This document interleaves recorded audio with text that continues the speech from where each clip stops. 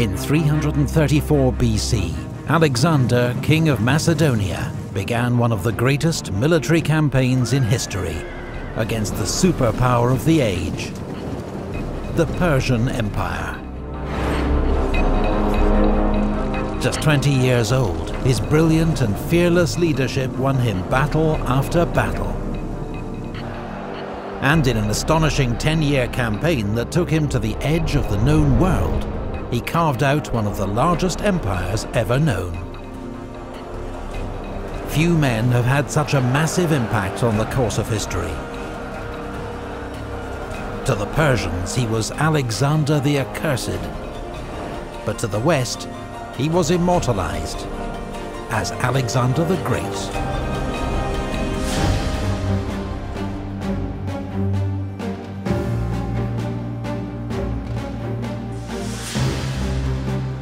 Ancient Greece. From around 500 BC, this rugged land was the scene of remarkable developments in art, philosophy, and warfare.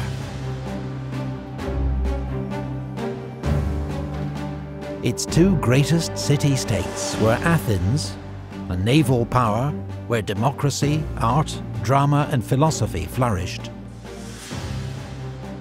and Sparta, an austere, militaristic society famed for its formidable army. In 480 BC, these two city-states had joined forces to fight an invasion by the mighty Persian Empire. At the narrow pass of Thermopylae, a small Greek force led by 300 Spartans held up the enormous Persian army for 3 days, before they were finally encircled and killed. Then, in the Straits of Salamis, the Greek fleet defeated the Persian navy. But they couldn't prevent the Persians burning the sacred temples of the Athenian Acropolis. The next year at Plataea, the Greeks won a decisive land battle against the Persians and forced them to abandon their invasion.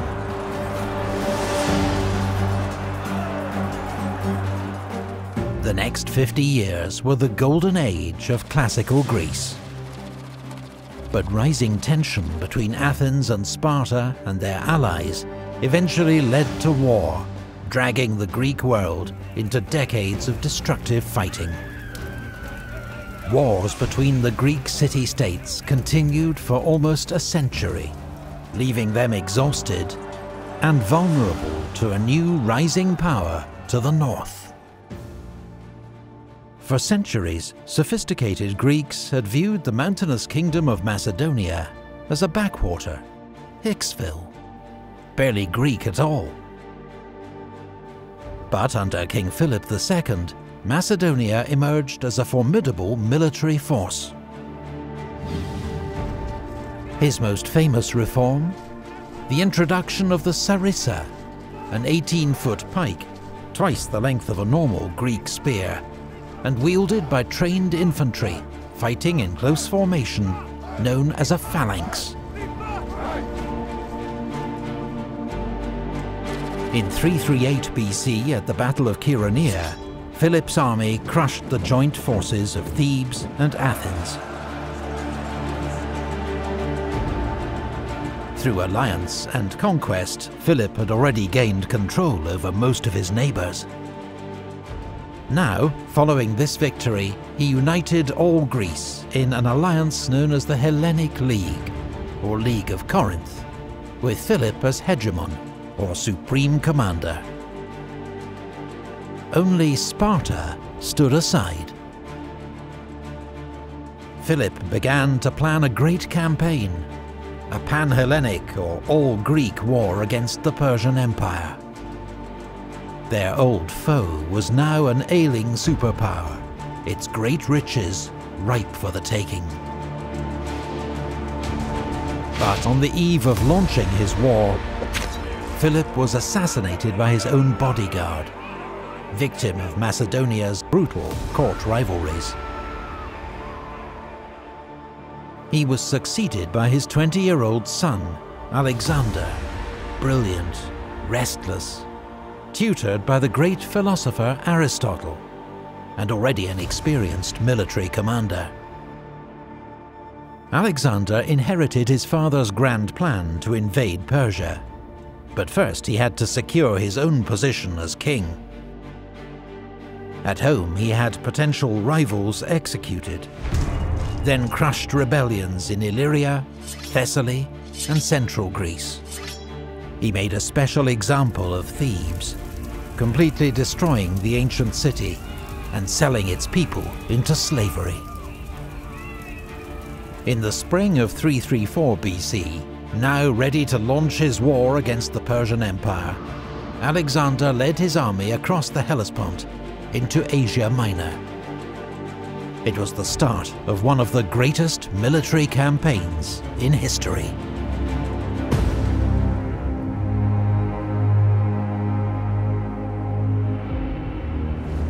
Alexander's army was about 40,000 strong, drawn from all parts of Greece. The infantry were commanded by the veteran Macedonian general Parmenion. In the front rank, 9,000 Macedonian phalangites, armed with the 18-foot sarissa. These were professional soldiers, well-trained and drilled, who formed up for battle in the phalanx, 16 ranks deep. This packed formation presented a solid wall of iron spear tips, and was virtually unstoppable. But it was also difficult to maneuver, and highly vulnerable to attacks on its flanks or rear. So 3,000 elite infantry, the hypaspists, or shield-bearers, armed with shorter spears, guarded its flanks. They were commanded by Parmenion's son, Nicanor. The second line of Alexander's army was made up of 7,000 Greek allies and 5,000 mercenaries, armed as hoplites. They took their name from the hoplon, their large round shield, and carried shorter 8-foot spears. A hoplite phalanx was not as effective as the Macedonian phalangites, but still well armed and heavily armoured for the time.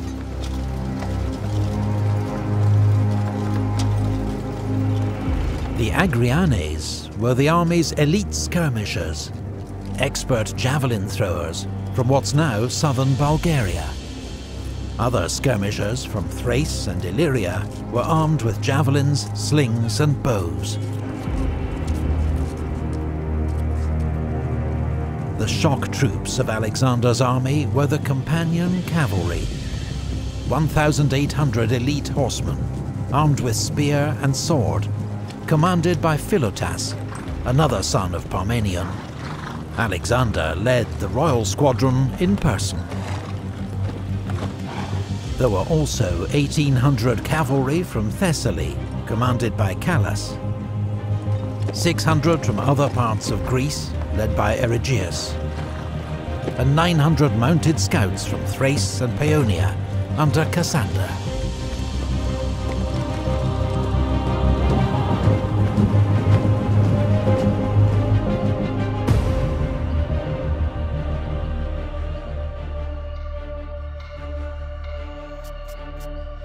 The great Persian Empire was divided into provinces, called satrapies.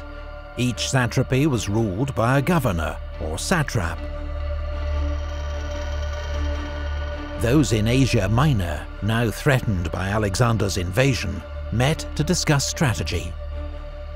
Memnon of Rhodes, a skilled Greek general in Persian service, urged them to avoid battle with Alexander.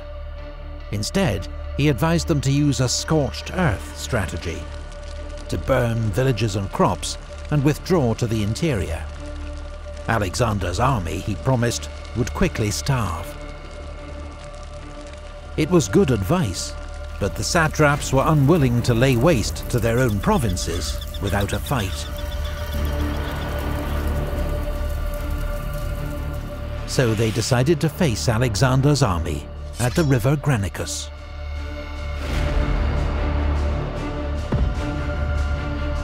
The Persian army formed up behind the river, which was shallow but 60 feet wide with steep banks. Their front line was a wall of cavalry, about 10,000 horsemen from across the empire. Medes and Hyrcanians from modern Iran, Bactrians from Afghanistan, and Paphlagonians from Turkey's Black Sea coast.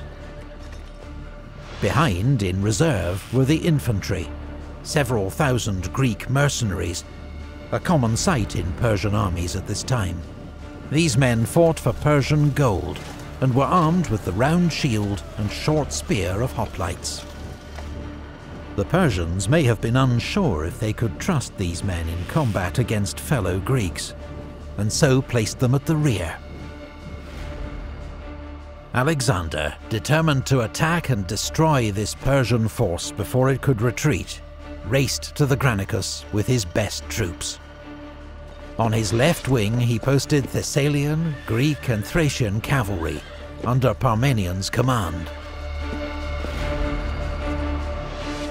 In the centre were the massed spears of the phalanx, its 6 divisions commanded by Perdiccas, Koinos, Amyntas, Philip, Meleager and Craterus.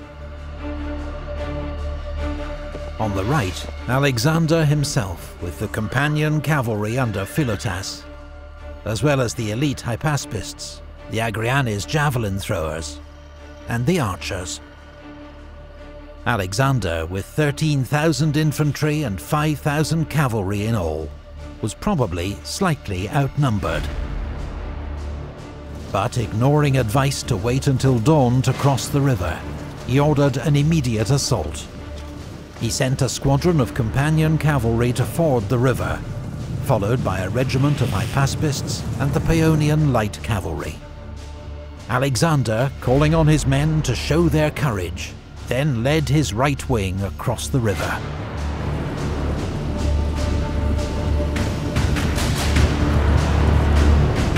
As they reached the middle of the river, the Greeks came under a hail of javelins, darts and arrows from the Persian line. Those that made it to the far bank were immediately charged by the Persian cavalry.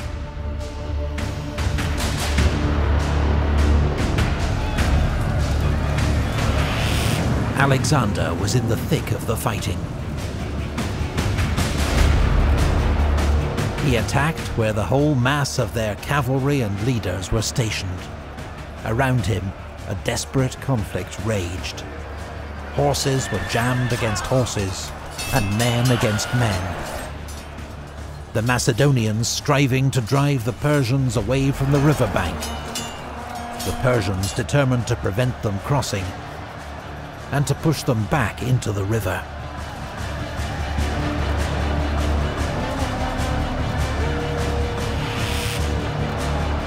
Alexander's attack seemed reckless, but he was buying time for the rest of his army to cross the river, including the irresistible Macedonian phalanx.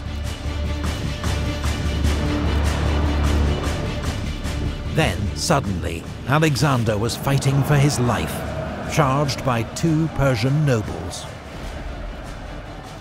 Rhoesaces rode up to Alexander and struck him on the head with his sword, breaking off a piece of his helmet.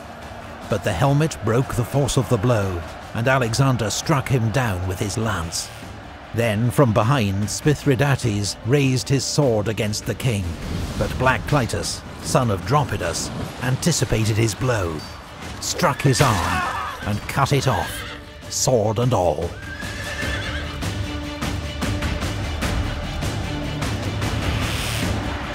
Now the Greek army was across the river, and the Persian cavalry faced a wall of Macedonian spears.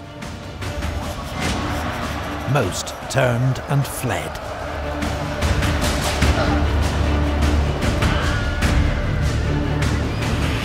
The speed and shock of Alexander's attack meant Persia's Greek mercenaries hadn't even had time to join the battle. Alexander, in a blood rage, or possibly regarding these Greeks as traitors, ignored their appeals for mercy. the mercenaries were surrounded on all sides and massacred.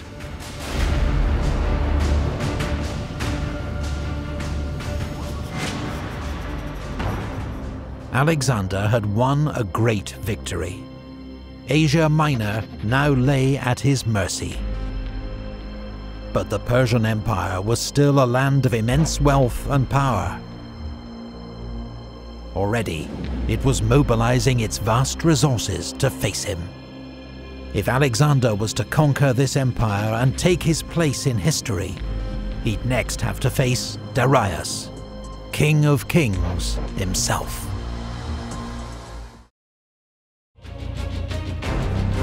Now, as Alexander approached Sardis, capital of the Persian province of Lydia, its commander surrendered without a fight.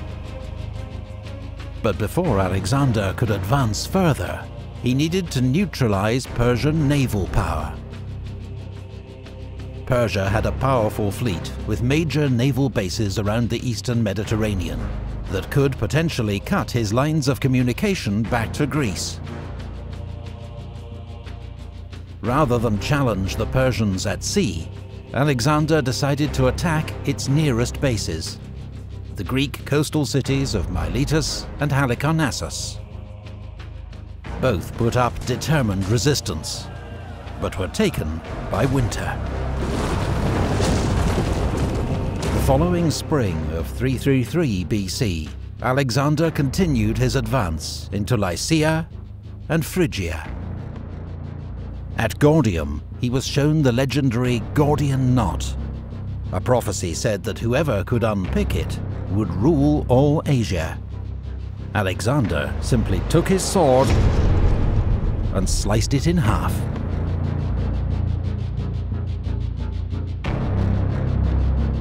Meanwhile, Memnon of Rhodes, a skilled Greek general in Persian service, led Persian warships into the Aegean and captured the islands of Chios and Lesbos. But after Memnon's sudden death from illness, the offensive was abandoned.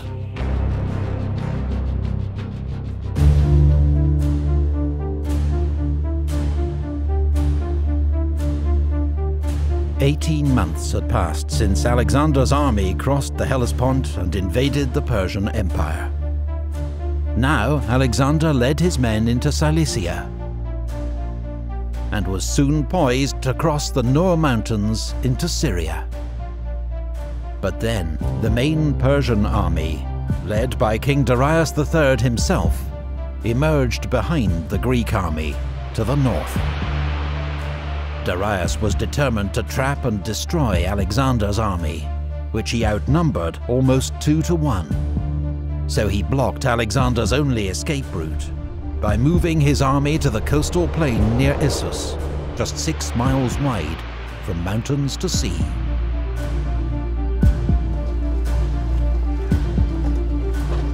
The narrow battlefield would force Alexander to fight, but it also prevented Darius exploiting his huge numerical advantage.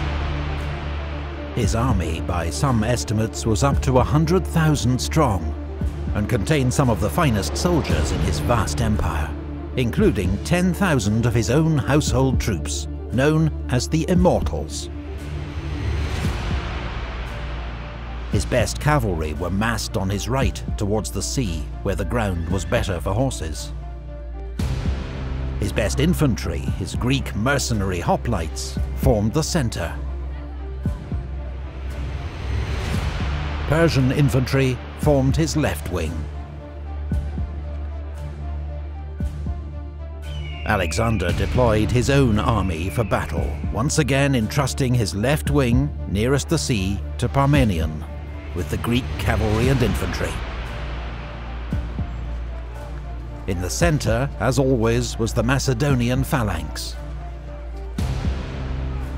Alexander positioned himself and his best troops on the right wing toward the mountain slopes, his elite Agriane javelin throwers, his archers, and behind them the Hypaspists and the companion cavalry.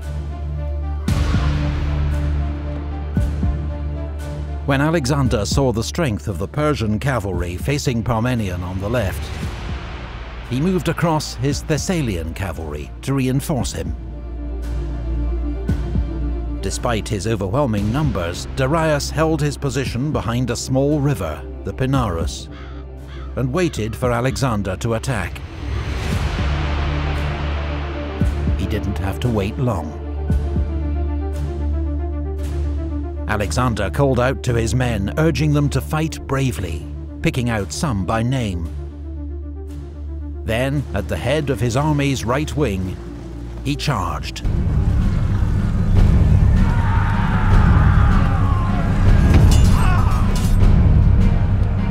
Once again, the speed and shock of the Macedonian advance sent the enemy reeling back.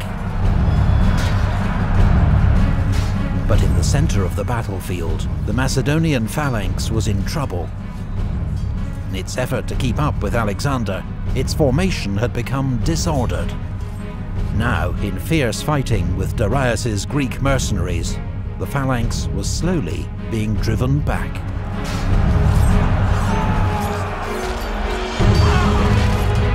Alexander, seeing the danger, regrouped and led the companions in a headlong charge straight at the Persian center.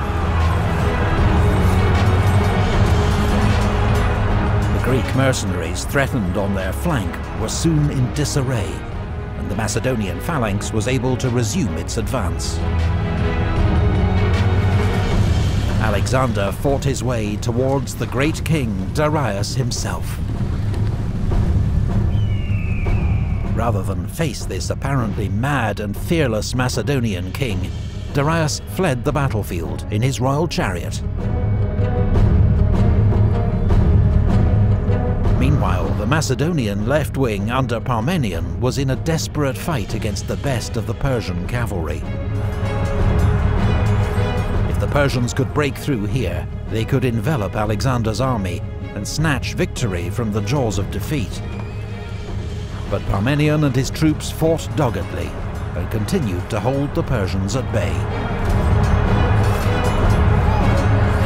As the news that Darius had fled spread among his troops, they abandoned the fight and tried to save themselves.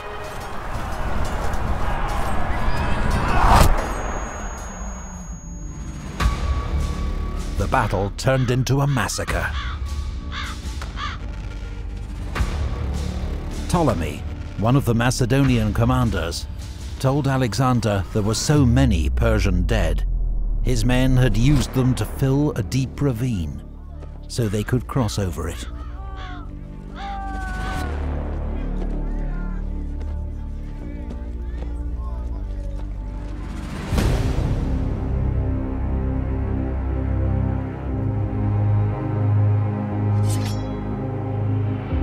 The Battle of Issus was a stunning victory for Alexander. And amongst the spoils of victory were Darius's wife, mother, and 3 children, all taken alive and well treated by Alexander. With the Persian field army in retreat, Alexander now turned to subduing the western territories of the Persian Empire. The next year, 332, the coastal cities of Phoenicia submitted to Alexander, ending Persian naval power in the Mediterranean. But the island city of Tyre resisted. Tyre's defenders fought bravely and skillfully, even when Alexander began building a causeway to the island, protected by 2 giant siege towers, which they counterattacked with fire ships. But after 7 months, the city walls were breached and Tyre fell. Most of its citizens were killed or enslaved. Gaza, too, was taken by siege. Alexander continued to Pelusium on the Nile Delta, where the Persian governor of Egypt surrendered the entire province to Alexander, along with the royal treasury.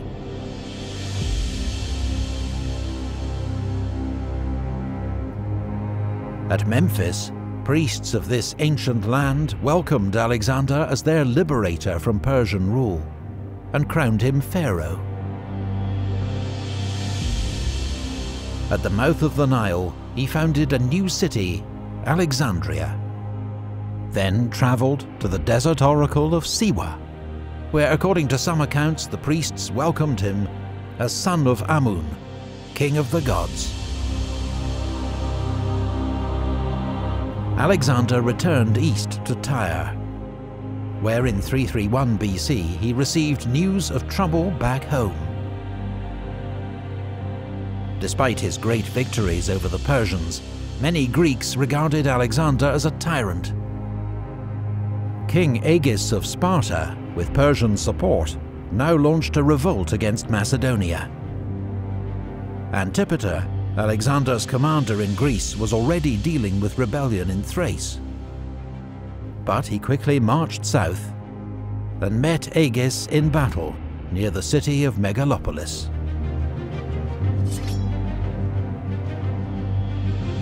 Even the legendary Spartans were now no match for Macedonian military power.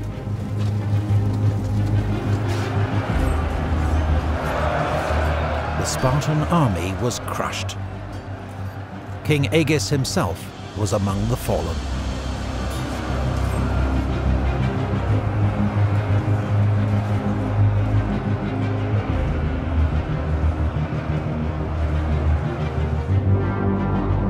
With his base in Greece secure once more, Alexander advanced towards the Persian heartlands, seeking a final showdown with Darius.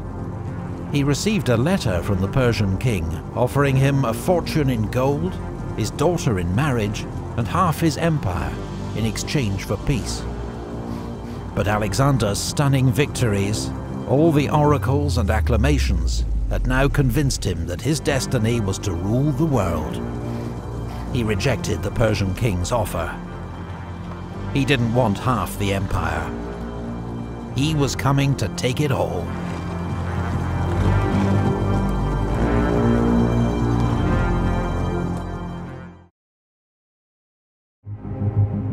In 334 BC, Alexander, 21-year-old ruler of the small Greek kingdom of Macedonia, led an invasion of the vast Persian Empire.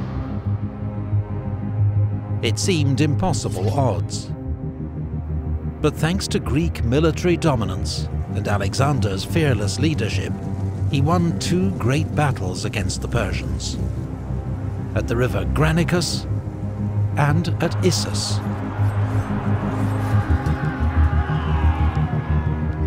Having subdued Persian lands west of the Euphrates River, he now headed east into the empire's heartlands, seeking a final showdown with the Persian king, Darius III.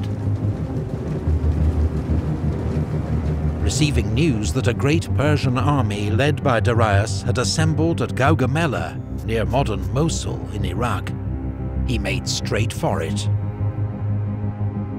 This was Darius's last chance to stop Alexander, and Alexander's chance to smash Persian power once and for all.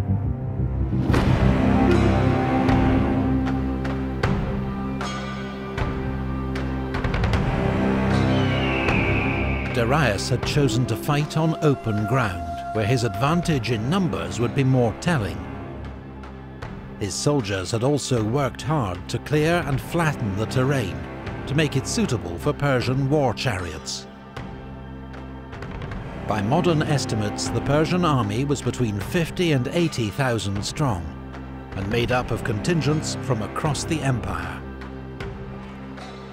Infantry from Syria and Babylonia,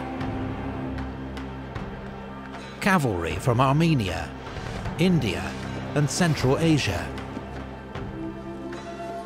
up to 200 scythed chariots,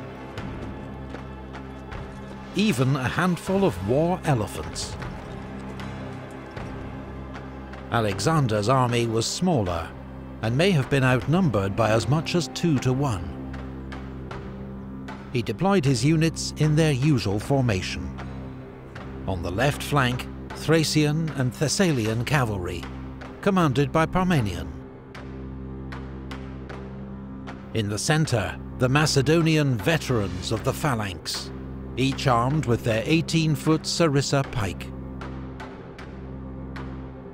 On the right flank, Alexander with his elite cavalry, the Companions, and his best infantry, the Hypaspists. These were the units with which Alexander planned to launch his main attack. Greek hoplites formed a second line and supported both wings, which were angled back to guard against encirclement by the Persians.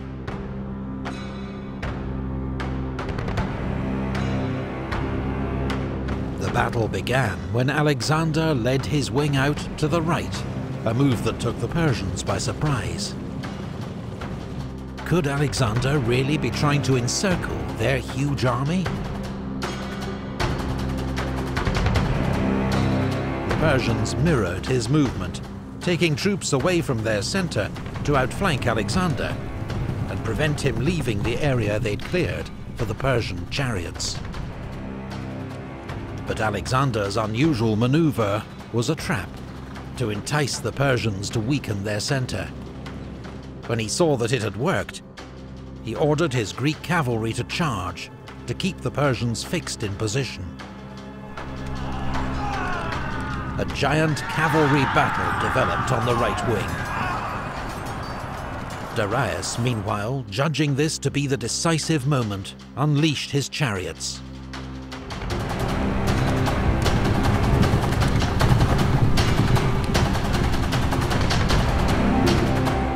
But expert Agrianes javelin throwers took out horses and crews, while the Greek infantry opened lanes, allowing the chariots to pass harmlessly through.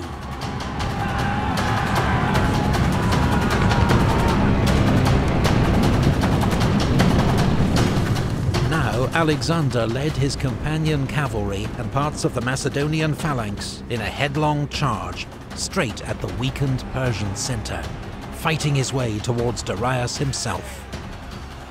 The sudden ferocity of Alexander's assault threw the Persians into panic. The centre of the army broke and ran, King Darius himself leading the rout.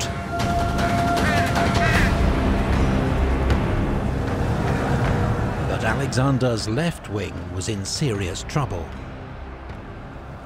Parmenion, facing a huge onslaught by Persian cavalry, was virtually surrounded. Indian and Scythian horsemen had even ridden through a gap in the Greek line.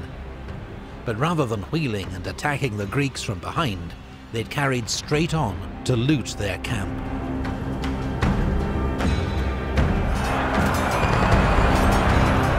Parmenion sent a desperate appeal to Alexander for help.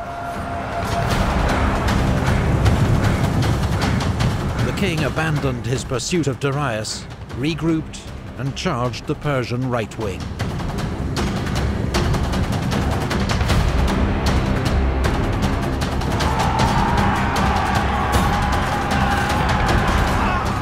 Hardest and bloodiest fighting of the battle, claiming the lives of 60 of Alexander's companions.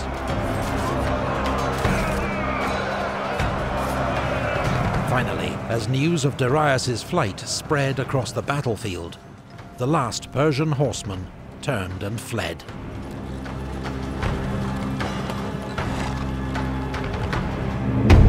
The Battle of Gaugamela was a stunning and complete victory for Alexander. According to ancient sources, he lost just a few hundred men, while the Persians lost thousands.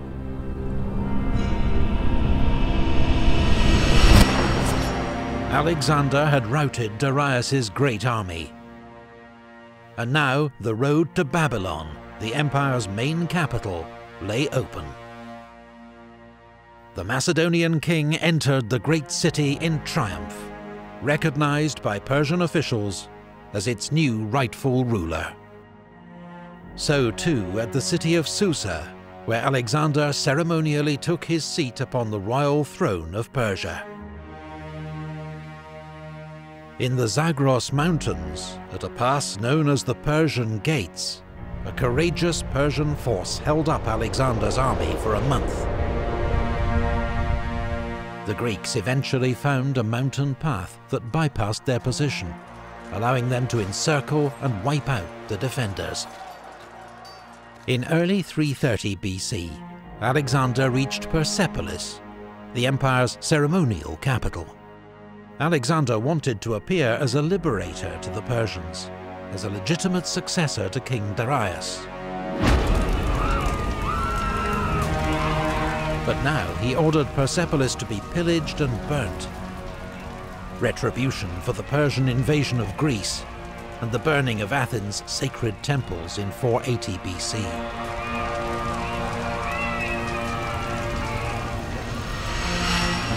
Alexander now headed north into Media, where Darius had taken refuge in the royal city of Ecbatana. Alexander was determined to capture Darius, but the fugitive king fled east, in the hope of raising a new army in the provinces of Parthia, Bactria, and Sogdia. It was not to be. As Alexander closed in, the Persian king was murdered by one of his own governors, Bessus, who then proclaimed himself the empire's new ruler. Alexander gave orders for Darius to be buried in the royal tombs of Persepolis, alongside his ancestors. Then he paused to organize his vast new empire. Alexander appointed viceroys to rule the provinces on his behalf, keeping several Persians who had sworn loyalty in their posts. Then he resumed his march east, his goal to find and kill the usurper Bessus, subjugate the empire's eastern provinces, and reach the far edge of the world.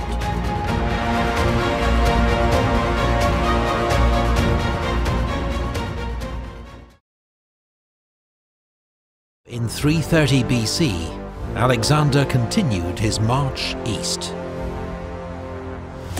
His goal, to find and kill Bessus, a Persian usurper claiming to be the rightful king, and to subjugate the empire's eastern provinces.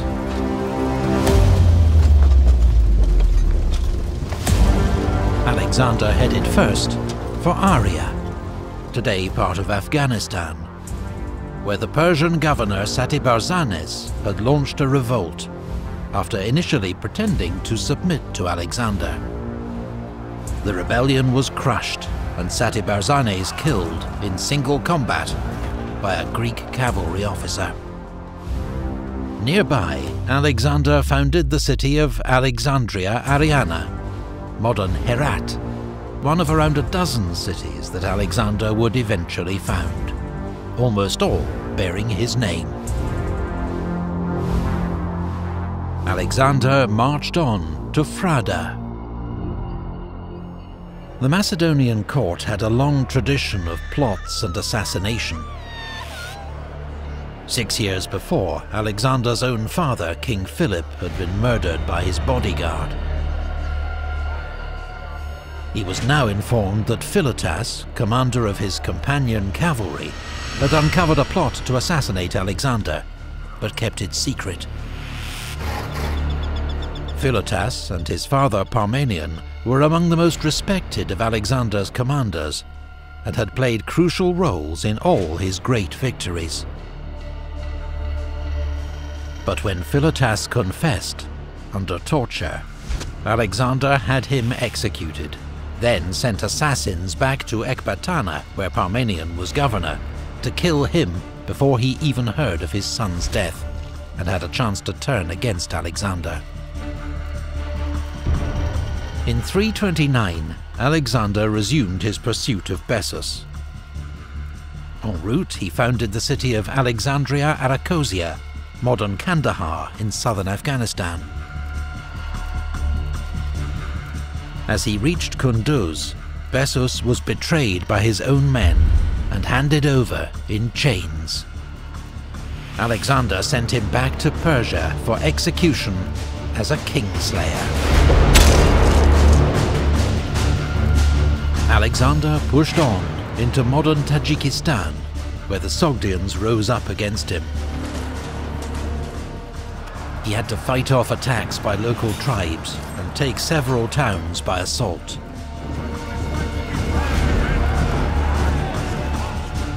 On the banks of the Jaxartes River, he founded the city of Alexandria Escate, meaning Alexandria the Furthest, so named because he had, at last, reached the limit of the Persian Empire.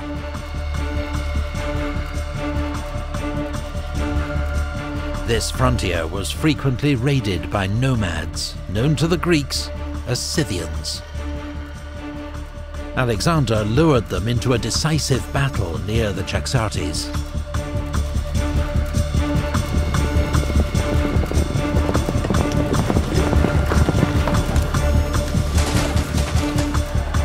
The result was a crushing victory for the Macedonian king that put an end to the raids. But fighting against Bactrian and Sogdian tribes continued, frustrating Alexander and tying him down in a difficult guerrilla war.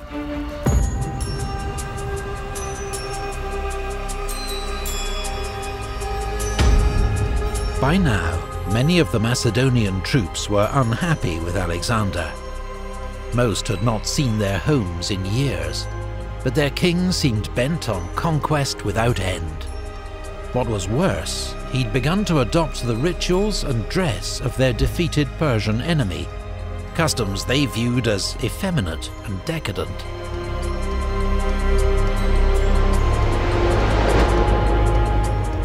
At Marakanda, modern Samarkand, after a furious drunken argument, Alexander killed Clytus the Black. Clytus had been one of Alexander's best generals, and the man who'd saved his life at the Battle of the Granicus. Alexander was full of remorse, but his growing arrogance was alienating more and more old comrades. When he tried to make his countrymen perform the traditional Persian ritual of proskynesis, prostrating themselves before the king, he crossed a line. To Greeks, this was blasphemy. Only a god was worthy of such respect, and Alexander was forced to back down. In Bactria, another plot to assassinate Alexander was uncovered. This time the ringleader was a royal page, one of the sons of Macedonian nobility who attended the king. Hermolaus had become murderously bitter towards Alexander over a perceived injustice. He and his accomplices were tortured and then stoned to death. Callisthenes, Alexander's official historian, was also implicated in the conspiracy. He was thrown in prison, where he later died. That summer, in 327, according to legend, Alexander became captivated by the beauty of Roxana, daughter of a Bactrian lord. Their marriage was also a sound political move, helping to end local revolt against his rule, and allowing him to continue his advance into modern Pakistan and India.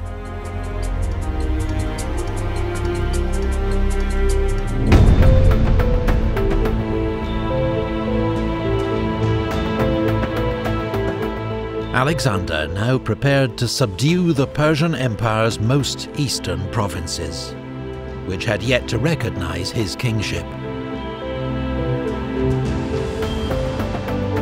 To do so, he would first have to cross the Hindu Kush mountains and reach the Indus River valley.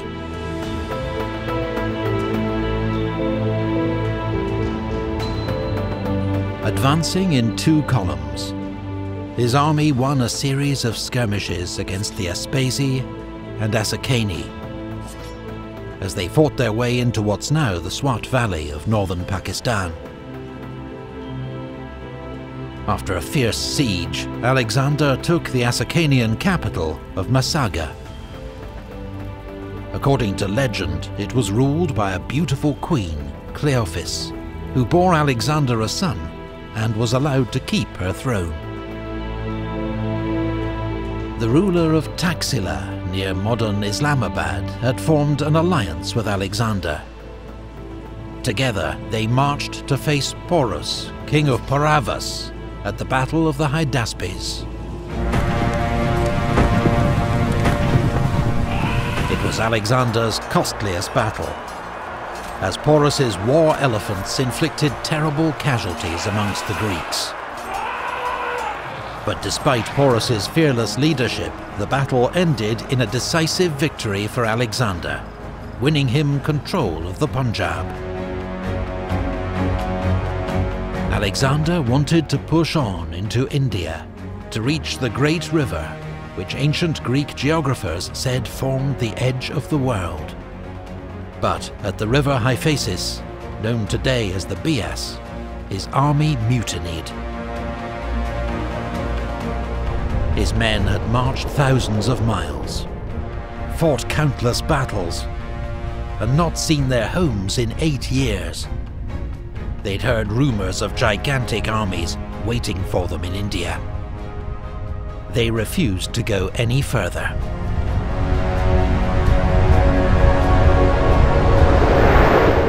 Alexander was furious, but had to turn the army around. He followed the rivers of the Punjab to the sea, a journey that took 10 months. On the way, he defeated the Malians, but while leading the assault on their capital, was wounded in the chest and nearly killed.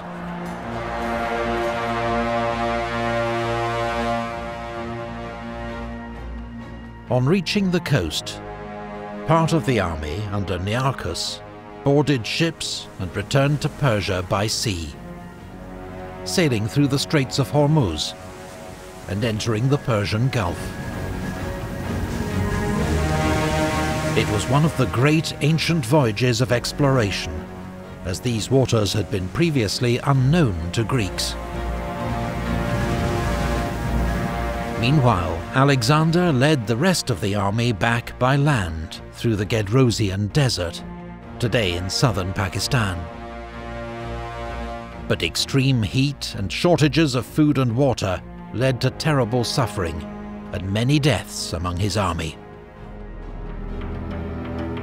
On his return to Persia, Alexander executed several of his viceroys and governors, men accused of ruling unjustly and robbing temples and tombs during his long absence in the east. At Susa, he arranged a magnificent mass marriage of Macedonian officers to 80 Persian noblewomen, to strengthen bonds between his two kingdoms. Alexander himself married 2 Persian princesses. He also paid all his soldiers' debts and ordered 30,000 youths from across the empire to be trained in the Macedonian art of war.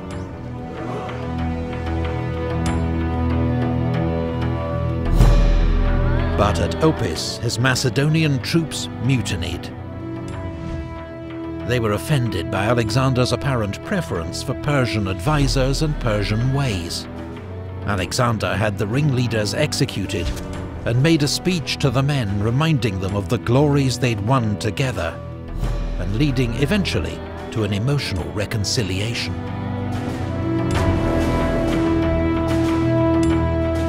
At Ecbatana, Alexander's closest and most trusted friend, Hephaestion, died of fever.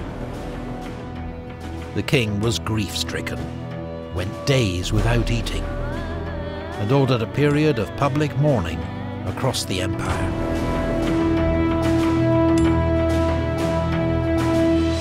Alexander waged a successful campaign against the mountain raiders of Kossia, who not even the Persian kings had been able to subdue.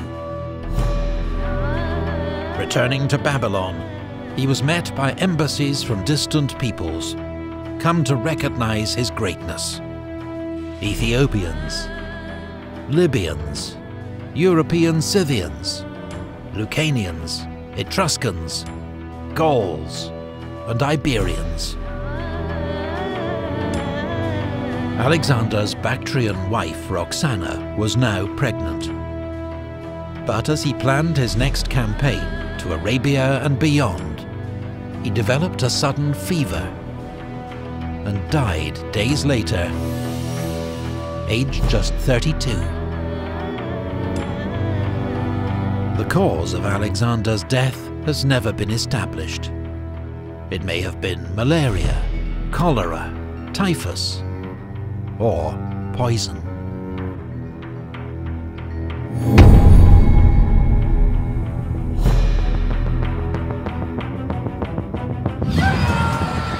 Alexander died undefeated in battle. His reputation as a brilliant, fearless and daring military commander remains undimmed. His decade-long campaign created one of the largest empires ever known, stretching from Greece to Pakistan. But it was vast and unstable, held together only by his own brilliance and name. Alexander left no plans for his succession, and his generals soon began fighting among themselves to carve out their own empires. In the Wars of the Successors, Alexander's widow Roxana and his young son were murdered. His own gold sarcophagus, en route to Macedonia for burial, was hijacked and ended up in Alexandria in Egypt. Today, its location remains one of the world's great unsolved mysteries. Few men have ever had such an impact on the course of history as Alexander the Great. The breathtaking achievements of his short life ushered in the Hellenistic Age, as Greek ideas spread across the territory of his former empire, fusing with local traditions to trigger new developments in art, science, government and language. Some of the successor kingdoms to his great empire were short-lived. Others endured for centuries. But all, in turn, would fall to new forces. And in the West, to the rising power of Rome.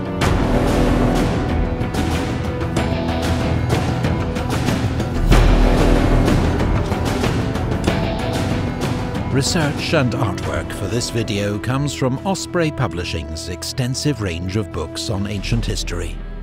Every Osprey book examines a particular battle, campaign or combat unit in authoritative, meticulous detail. And with more than 3,000 titles, they cover everything from ancient warfare to modern conflict. Visit their website to see their online catalogue. Thank you to all the Patreon supporters who made this video possible, and to the channel Invicta. Find out more about key moments from the past in their Moments in History series.